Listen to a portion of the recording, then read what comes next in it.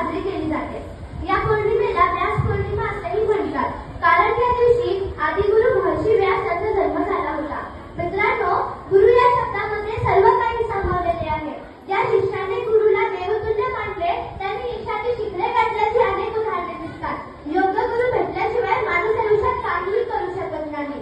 महर्षी व्यास, गुरु द्रोणाचार्य यांचे रामायण महाभारतातील आदर्श आजही युवकांना नव्या दिशा देतात। आई वडील पंख देतात, तर त्या पंखात भरारी मारण्याचे फळ गुरुजन देतात।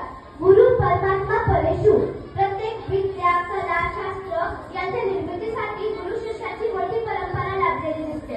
गुरु शिष्याचे नाते केवळ शिक्षणापुरते मर्यादित नसते, तर ते आयुष्यभरासाठी असते।